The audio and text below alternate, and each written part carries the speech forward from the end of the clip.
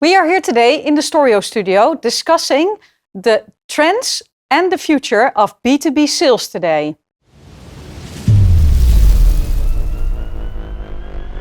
My guest of today is Hanneke Vogels. Welcome, Hanneke. Thank you. Can you tell me one thing about yourself that nobody knows but should know about you? Oh, wow. That's a very, very complicated question. The one thing that nobody knows is that I like to do afternoon naps, because after an afternoon nap, you just really got to spike in brain activity and get going again. So you just go for lunch and you take a nap? I love to take naps, yes. And how long? How long is the nap then? 20 minutes max. Do you actually time that?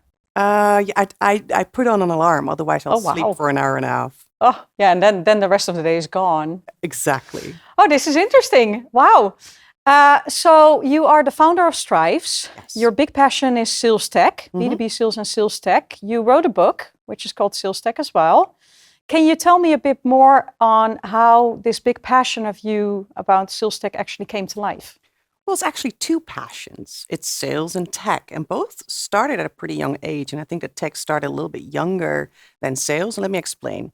So when I was about 8, my grandpa brought in an old computer from him into our house. It was a Commodore 64. And I really liked to play with it. I did games, but it also was one of the first that did assignments for school on it. And when I was about 14, I started my first job in sales. It was like a side job next to school. And from that moment on, I've always been in sales job. I've sold subscriptions for TV on the phone. I worked in retail. Yeah. And by the time that I was 22, 23, I started in B2B sales. And that whole sales thing got me hooked. Because it's so complicated, there's so much to learn, and everything that you think that you know might be entirely different in the next deal. So sales got me hooked because it's so complex, and it's working with people. There's challenges every time, and tech was always there helping me through. I was curious about it, about how it worked, not like how it worked in the system, but what I could do with it.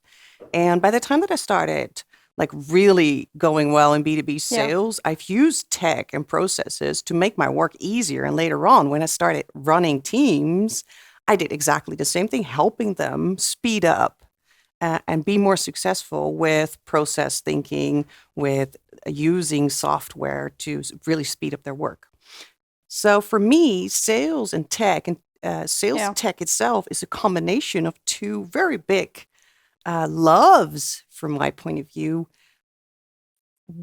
in my work, and combining it just makes it even bigger. Yeah. There's so much to learn, so much to do. So you touched upon the complexity of sales. I mean, then, like years ago in that time, do you think that the complexity of sales, and especially B2B sales, has changed a lot? Is that evolving now? Because I feel we're in this kind of massive transformation when it comes to B2B sales. And I'm curious if you see and feel the same thing. I'm not sure. So everybody's talking about the world's transforming and everything. And in a way it is, but it's always been. Is it more complex today than it used to be? Yeah, I think it is. But it's because it's more crowded. So every step, every task in the sales process needs to be done top level.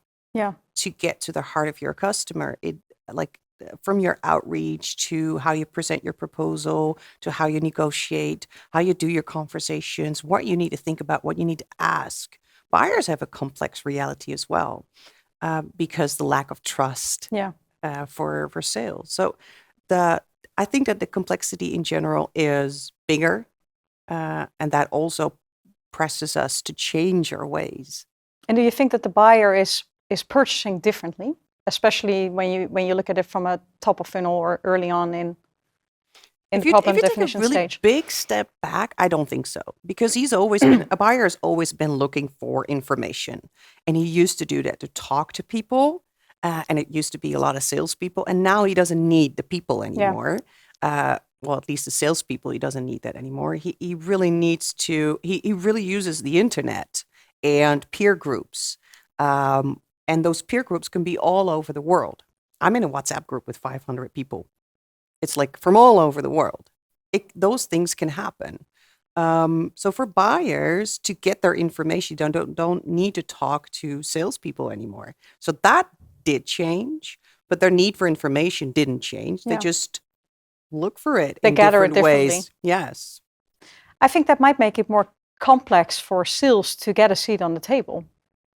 Yes. I think that for sales, it's the last 5 years have been gruesome to get to the table. And that's because everybody's so loud.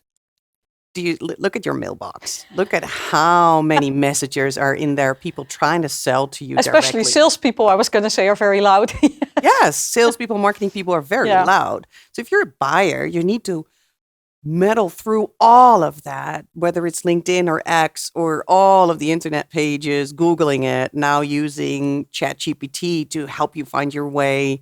Look at your mailbox. It's, as a buyer, you have, you get a lot of information. As a seller, you need to understand that getting through all of that really means that you need to step up your game. I mean, because you get all these standard messages, right? I mean, it's this horrifying. email finds you well. Yeah. Yes. I've looked at your profile and we think you're a great match. That one's good too. Yes. It's all the standard stuff coming in, right? Yes. Spray and pray. Yeah. Do you think that's still the strategy for a lot of people? Do they miss the customer centricity that is really needed to touch customers? To really understand what your customer moves and what he or she needs, you really need to go deep in on it, like deeper than you think. You need to divide them because one group of 200, 300 people, that's too big because they already differ from each other. Yeah. So I think that if you don't know what you're doing, not exactly, you don't know you need to go that deep, and then you get generic messages. You get generic outreaches, like the same message for everybody. Yeah. To break through that, you need to take a step back and really go deep and really understand the differences between smaller groups. That's hard work. Is this also where sales tech comes in? Yes, because I don't even know if you can do it without the sales tech. Yeah. And it doesn't really have to be complicated. There's LinkedIn Sales Navigator that most sales teams already use, or some people of them use it. So that's already sales tech. Your CRM is sales tech. But you can go way beyond with things like Clay to really dive deep into your target group and try to differ maybe even every message. There are tools out there that can differ every message. Tools like Luna.ai can do that. But I think you mentioned a word that triggered me, CRM. Mm-hmm. I think the majority of the companies use it as a glorified Rolodex still. Yes. So why is tech, and then let's take CRM for example, why is tech still so complicated for a lot of the companies? Because I think they use it very inefficiently. I think that most CRMs suck. They're not modern, not by any standard. They look exactly the same way as they did in the 80s. Yeah. So that's the first thing. Like, I think that there are about 10 to 15 good modern CRMs that hold the options like customizability, integrations, marketplaces, automations that can really help you speed up your sales. The rest can't do that. So yes, CRM is outdated in most cases or not being used the right way. They're not really leveraging all of the stuff that's in there. Because you need to go deeper. You need to understand how everything moves within your sales process, how people work, and then bring that back to the system. That takes a lot of time and effort. I don't think that companies spend enough time on really making it work for their teams. So is it the fact that they don't spend enough time, or is it the fact that they don't know actually how to? So what is the biggest challenge you think that a lot of the companies have when it's around sales tech? Well, sales leaders are in charge of that, right? And I don't think that a lot of sales leaders are actually techies that understand how you bring software into teams and make it part of their way of working. So I think it's a lack of knowledge. Is it complicated? I don't think so. Sales leaders are very smart people. So it's easy for them to learn. I wrote a book about it. I think if they read it, they're like, oh, okay, I need to take these steps. But they don't. So one thing, they want results too fast. So they move too fast. Impatient? Yes. Well, not only impatient, but the pressure on them is huge. Yes. So that's the other side of it. And the second thing is that their lack of knowledge on how complex IT can be if you're not selecting the right tool, or if you're asking for stuff that looks simple but isn't. Those two things make all of the tech usage within sales a little bit more complicated. But I mean, oh my God, there's a shitload of tools out there. Yes. I mean, how do you get it sorted, right? How do you figure out what it is that you actually need? It's a jungle.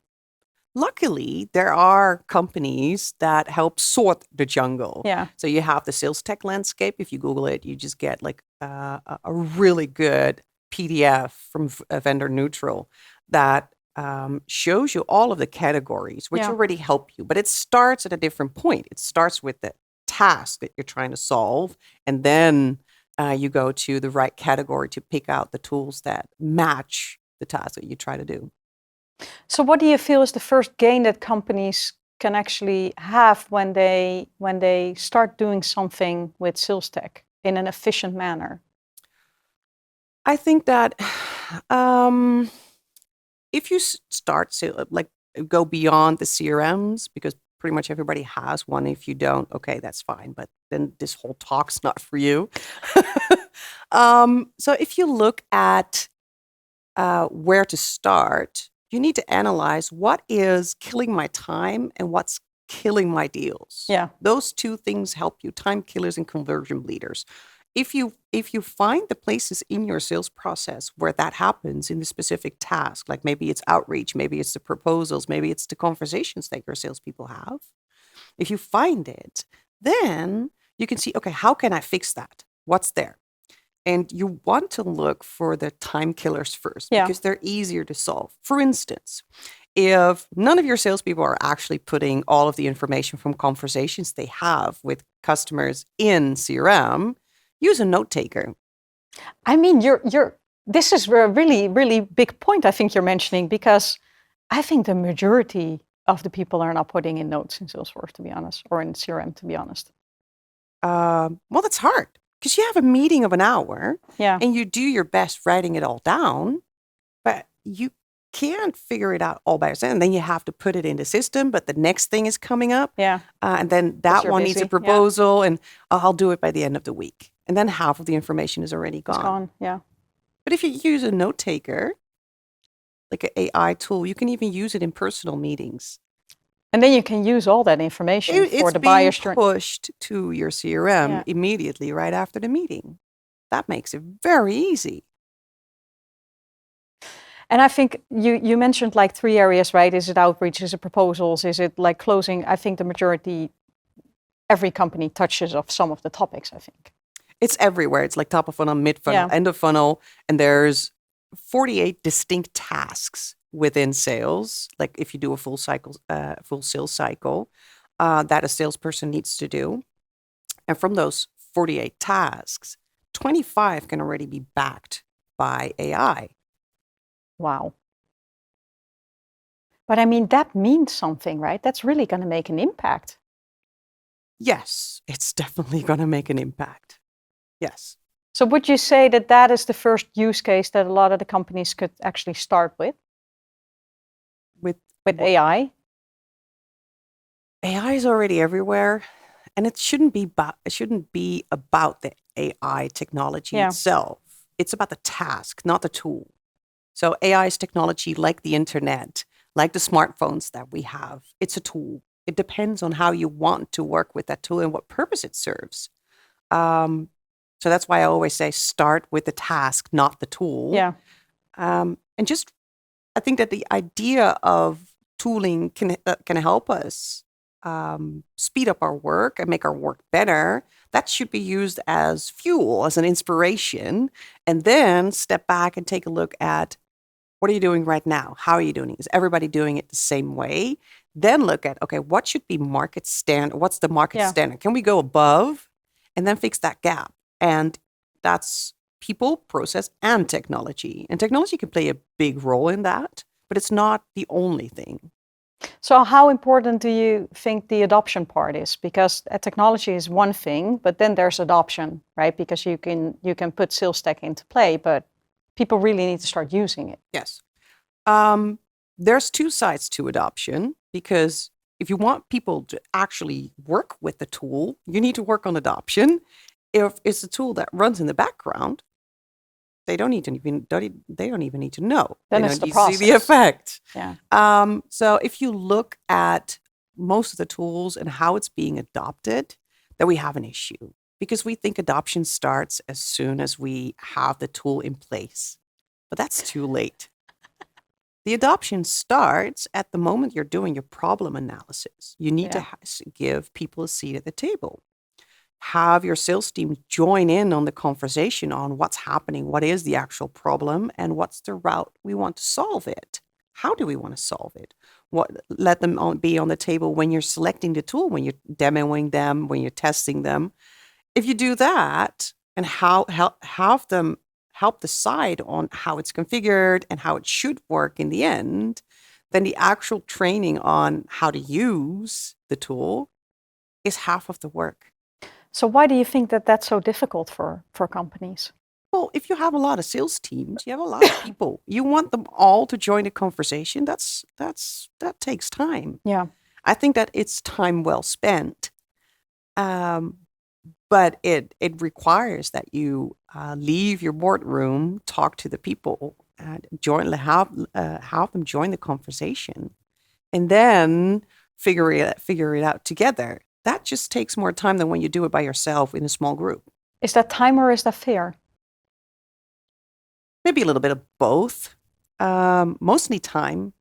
There's a tremendous pressure on sales leaders to move fast. Yeah. So as soon as they have a go fix this, they want to solve it as fast as they can. Yeah. It's also a little bit of fear because, well, if you invite people to the table, they have opinions. I was going to say they're going to have an opinion. Salespeople are very opinionated, which is nice and good, but that slows down the process. So do you think, because we touched upon the magical word AI, right? Do you think that AI is accelerating sales tech at this point in time? Well, yes. Because if I look at the interest in sales technology, when I started Strives in 2020, they knew CRM and they knew there was a lot that they could fix, but they weren't that interested. And in 2022, in November, ChatGPT came out in a version that everybody could work with it and it made sense. And that sparked a debate. And now we're even further along that line. I launched my book, Sales Tech, in Dutch and in English.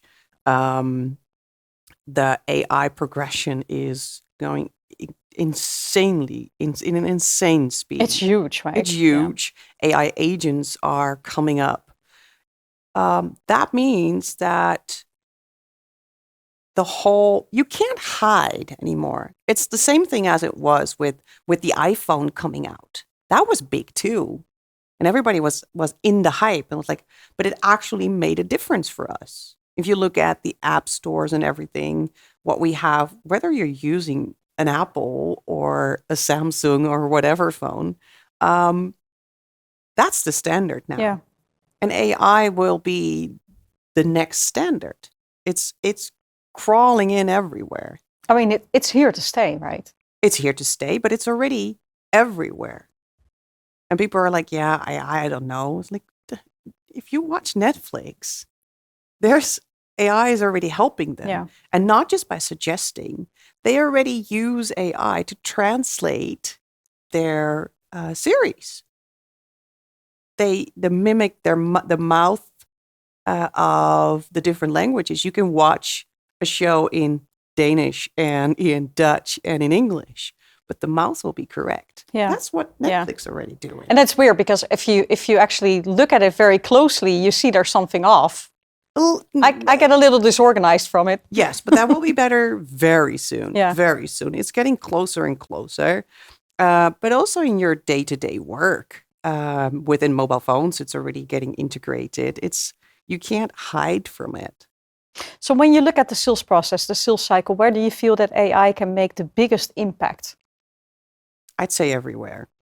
And nowhere. It really depends on how you're leveraging it. Yeah. So do you know what you need to ask? What's the standard that you're going for? So if you give a junior sales ChatGPT and say, go craft me some good outreach messages, you'll get some crappy shit. Because you ask the wrong questions, right? Because they're asking the wrong questions and they're not going deep enough. Yeah.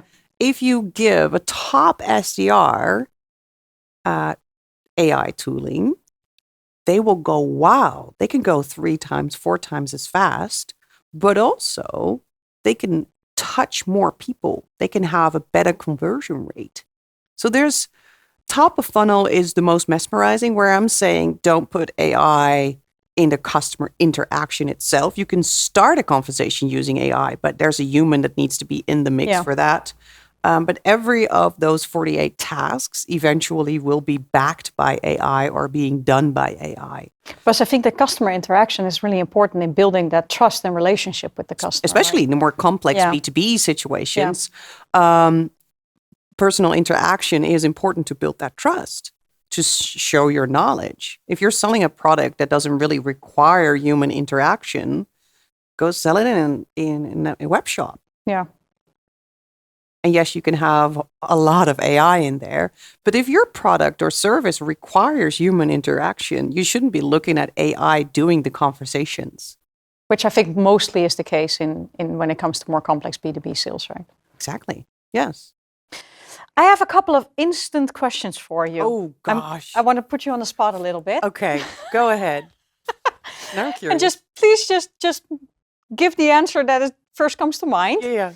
I've got 5 for you. Okay. So data-driven or based on experience? Oh, that one's mean. I know. That's why I drafted them. I'd go for experience. Yes. You want me to elaborate on it? No. Okay. We can do that later because I want to know. All-in-one tech or best of breed?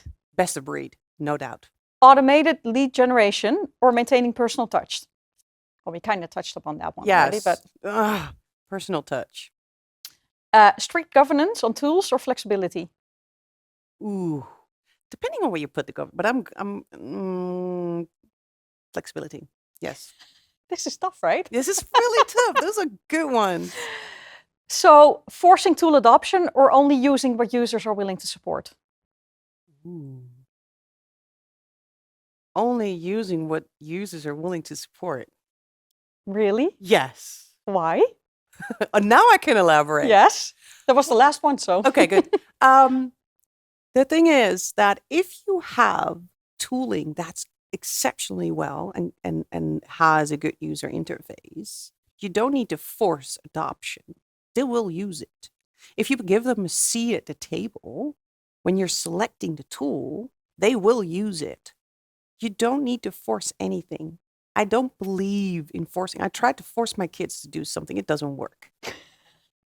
That's very recognizable. It won't work with grown-ups either.